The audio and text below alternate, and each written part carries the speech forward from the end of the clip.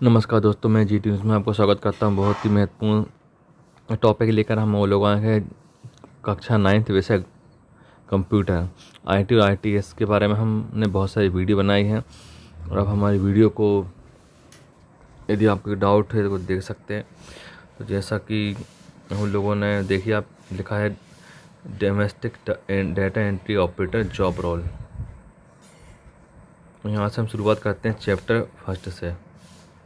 कक्षा 9वीं एनसीईआरटी पुस्तक, और यहाँ पर हिंदी और इंग्लिश दोनों में बताया जाएगा, तो हिंदी भी आप देखें और इंग्लिश भी आप देखें। और यदि कोई आपको प्रॉब्लम है तो आप हमारे कमेंट बॉक्स में कमेंट कर सकते हैं।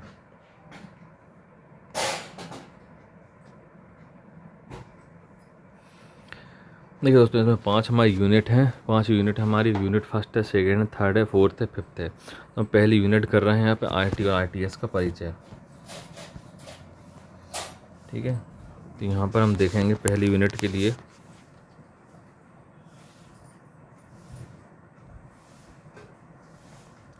आईटी और आईटीएस।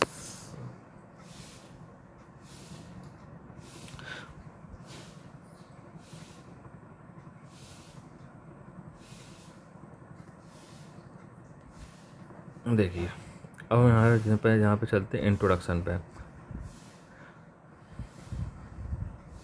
आज के दौर में सूचना और परिचय, पहले हम यहाँ पर पढ़ रहे हैं इसका परिचय, इंट्रोडक्शन। ठीक है, इसको बोलते हैं अपन इंग्लिश में इंट्रोडक्शन बोलते हैं। तो आज के दौर में सूचना और सूचना संचार आधुनिक समाज की बुनियादी आवश्यकताओं में से एक बन गई है। आज के डिजिटल युग में हम अपने दैनिक जीवन के कार्यों को करने के लिए मोबाइल उपकरणों का उपयोग करते हैं। डिजिटल उपकरणों के उपयोग के बिना किसी भी कार्य सोचना मुश्किल है।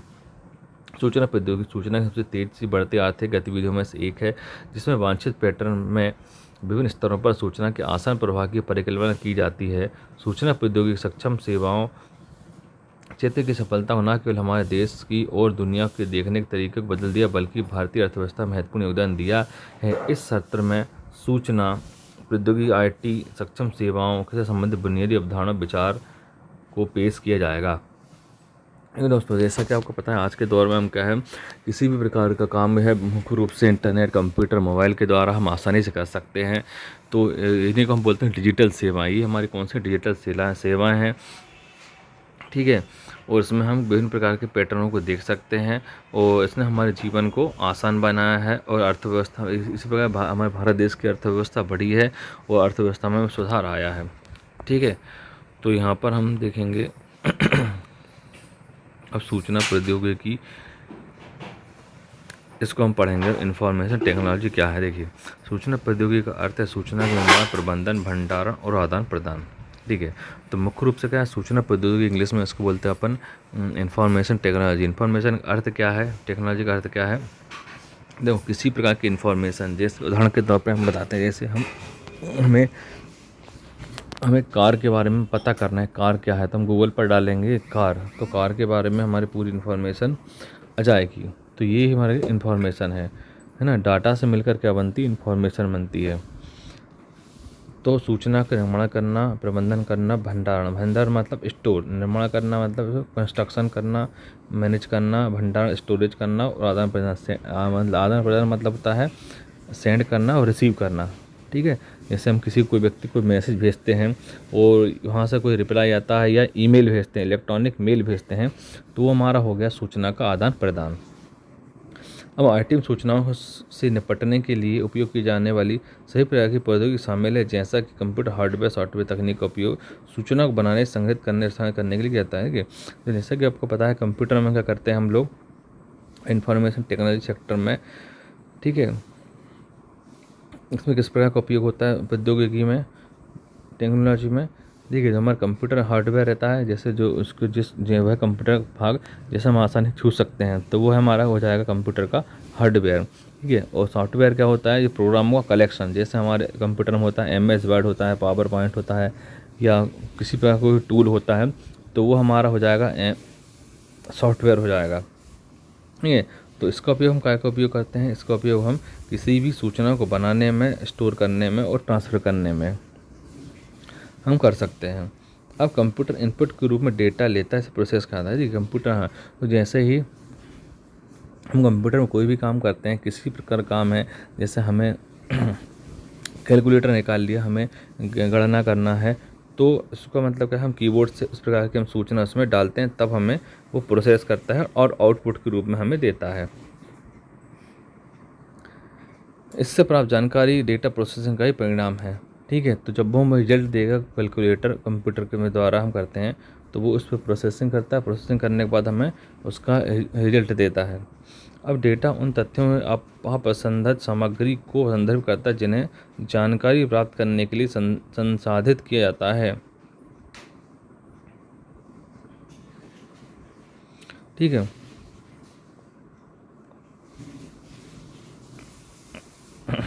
एक कक्षा में लड़कों और लड़कियों की संख्या कक्षा का एक तथ्यात्मक डेटा है। ठीक है, हाँ देखिए, जैसे क्या है, एक क्लास है, हमें उसमें लड़कों और लड़कियों का हमें गणना करनी है कि कितने लड़के हैं कितने लड़कियाँ हैं। तो ये कक्षा का क्या है, एक डाटा है। ये कक्षा क्या है, ये कक्षा क्या एक डाटा है। ये कक्षा में छात्रों से संबंधित डेटा का उदाहरण है। डेटा के आधार पर कुछ निष्कर्ष निकाले जा सकते हैं। यह निष्कर्ष सूचना है। तो उस दिन में बताया था डेटा क्या, डाटा क्या है, कोई भी कक्षा हो सकता है, क्लास का हो सकता है, या हमारे स्कूल का हो सकता है, या टेबल कुर्सियों का हो सकता है, कितनी संख्या है। और यही डाटा से क्या बनती है, सूचना बनती है। जैसे हमारे कक्षा में 10 कुर्सियां हैं, तो देख लिया तो कौन सी कक्षा में, 10वीं क्लास में 10 कुर्सियां हैं उदाहरण के तौर पर, तो ये हमारा क्या है, एक प्रकार की सूचना बन जाएगी।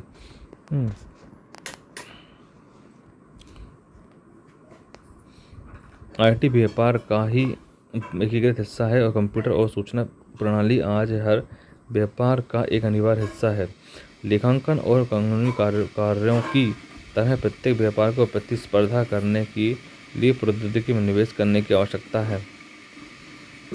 व्यापार के लिए आईटी कई लाभ हैं, जैसे कि इससे अधिक संपत्ति ग्राहकों तक पहुंचने में मदद मिलती है, संभवित ग्राहकों के साथ व्यापारिक संबंध विकसित करने, संचालन व्यवस्थित करने, लागत कम करने, दक्षता में सुधार करने, लाभ को अधिकतम करने, कचरे को कम करने, ग्राहकों को बेहतर सेवा प्रदान करने, प्रमुख साधारण के साथ बेहतर संबंधों में समर्थन करने और ग्राहकों को व्यापार का बेहतर मार्गदर्शन करने की सुविधा मिलती है।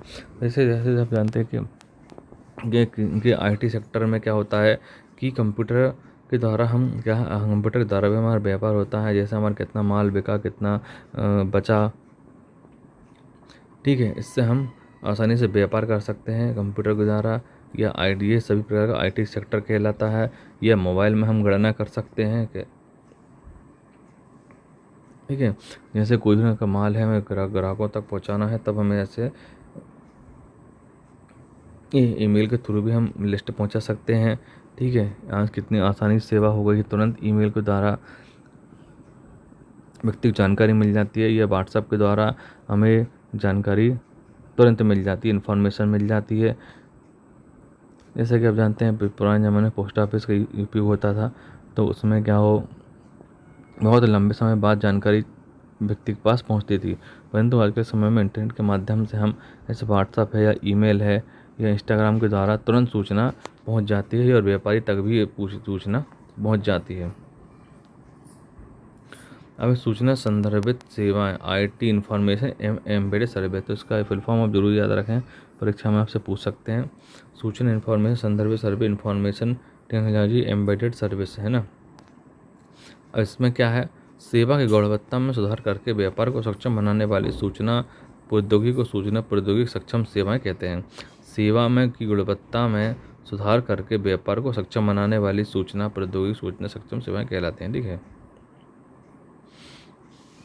नहीं है तो कोई भी सर्विस है, ठीक है, सर्विस है, उसमें हम क्या करेंगे, व्यापार करने के लिए, बिजनेस करने के लिए, उसको और अच्छा बनाने के लिए, स्ट्रांग बनाने के लिए, है ना, तो इंफॉर्मेशन टेक्नोलॉजी है। और इंफॉर्मेशन टेक्नोलॉजी को क्या कहते हैं अपन, इंफॉर्मेशन टेक्नोलॉजी सर्विस कहते हैं। आईटीएस को वेब सक्षम सेवा या दूरस्थ सेवा भी कहा जाता है। तो हम क्या कहते हैं, वेब सक्षम सेवा बोल सकते हैं इसको अपन, यह डिस्टेंस सर्विस भी कहा जाता है, इंग्लिश में बोल देंगे हम डिस्टेंस सर्विस, जो इनके संपूर्ण संचालन को कवर करती है और किसी संगठन की दक्षता में सुधार के लिए सूचना प्रौद्योगिकी का उपयोग करती है। ये सभी कार्यालयों में कैरियर में विकल्पों की एक विस्तृत श्रृंखला प्रदान करती है, जिसमें कॉल सेंटर, पेरोल, लॉजिस्टिक प्रबंधन, राजस्व दावा प्रसंस्करण, medical billing, coding, medical transcription, कानूनी डेटाबेस, बैंक ऑफिस सामग्री विकास, GIS, वेब सेवाएं और मानव संसाधन सेवाएं जैसे कारोबार। ठीक है, तो इसमें क्या हो जाता है, इसके सुगम संचालन को या करने के लिए इसमें हम क्या करते हैं, इसमें हम देखो ये इसके ITS के अंतर्गत इस प्रकार का सर्विस जो है, इसमें जैसे कॉल सेंटर में इसका उपयोग होता है। जैसे हम किसी कस्टमर के कॉल लगाते हैं कि भाई हमारा प्रॉब्लम ये है, हमारी सिम नहीं चल रही है, तो वहाँ से वो जवाब देते हैं। तो कस्टमर केयर जो रहता है इस प्रकार का कॉल सेंटर रहता है। कस्टमर केयर जब भी हम लगाते हैं तो वो कॉल सेंटर ही होता है। पेरोल है, लॉजिस्टिक प्रबंधन है। ठीक है, लॉजिस्टिक मतलब जो हमारा माल आने जाने का रहता है, जहाँ पर रखाता है ना, उसको अपन बोलते हैं लॉजिस्टिक प्रबंधन। राजस्व मेडिकल बिलिंग है। ठीक है, जैसे हम किसी अस्पताल में जाते हैं तो वहाँ पर बिलिंग होती है। ठीक है, या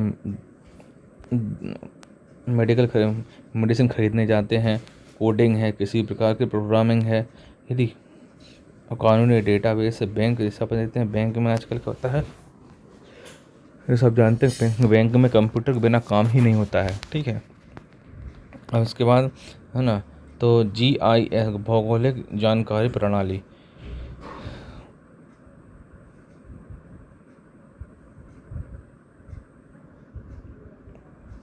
ठीक है, GIS किसी प्रकार की हमें जानकारी, जैसे हम गूगल मैप का यूज़ करते हैं।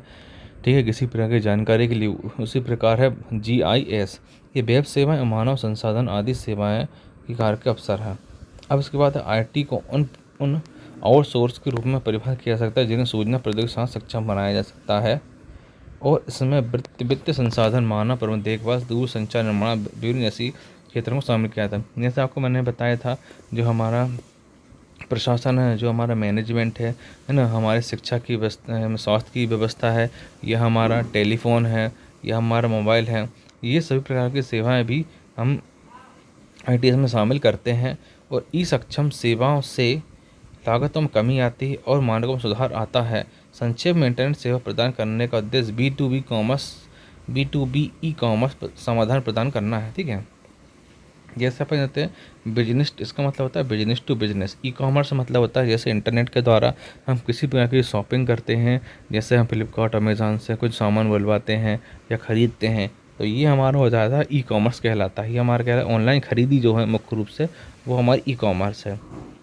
और ITS द्वारा यूजर के लिए एकल प्रदायगी तंत्र में एकीकृत विभिन्न सेवाएं प्रदान की जाती हैं।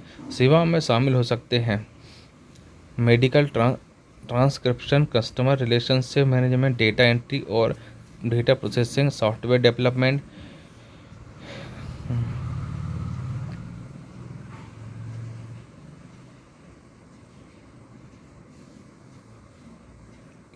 अब इसमें कौन कौन सी सर्विस है देखिए, बताता हूँ। मेडिकल ट्रांसक्रिप्शन मतलब मैंने बता दिया है, मेडिकल सेवा। ठीक, कस्टमर रिलेशन मैनेज, कस्टमर का मैनेजमेंट करना, डाटा एंट्री प्रोसेसिंग करना, सॉफ्टवेयर डेवलपमेंट करना, डेटा वेयर हाउसिंग करना, IT हेल्प डेस्क सर्विस करना। ठीक है, और enterprise source planning and telecommunication service. ठीक है, तो जो हमारा जैसे हम फ़ोन पे बातचीत करते हैं या किसी प्रकार से फ़ोन से संबंधित जो हमारा बातचीत है या नेटवर्क है, ये सभी चीज़ों को मिलाकर हम वो हमारा कहलाता है टेली कम्युनिकेशन। यह कहलाता है हमारा टेली कम्युनिकेशन कहलाता है। अब BPO, ठीक है जी, तो अब BPO क्या है, बिजनेस प्रोसेस आउटसोर्सिंग। क्या है BPO, क्या है बिजनेस प्रोसेस से सॉफ्टवेयर। आपने इसका फुल फॉर्म जरूर याद रखें। क्या है, बाहरी सेवा प्रदाता के माध्यम से व्यापार का संचालन। ठीक है, इसका मतलब क्या होता है, बाहरी सेवा प्रदाता के माध्यम से व्यापार संचालन। BPO IT सेवाओं के अंतर्गत भी आता है, क्योंकि IT व्यवसाय प्रदर्शन को बेहतर बनाने में बहुत उपयोगी निभाता है। BPO को भी अत्यधिक संगठित है और इसलिए भारत में विभिन्न प्रकार की नौकरियों को आउटसोर्स किया था। ठीक है, और जैसे कि आपको बताएं, भारत में विभिन्न प्रकार की नौकरियां चल रही हैं जो आउटसोर्स मतलब ये कॉन्ट्रैक्ट बेस्ड नौकरियां हैं। इनका प्राइवेट कंपनी के द्वारा इनका समायोजन होता है, और यदि कंपनी बदलाती है तो इनको बाहर भी कर दिया जाता है। मतलब ये आउटसोर्स किसी प्रकार की स्थायी नौकरी नहीं है, ये अस्थायी नौकरी है। भारत में सेवा की गुणवत्ता पर नियंत्रण के साथ लागत को कम करने में विशेषज्ञता है। बीपीओ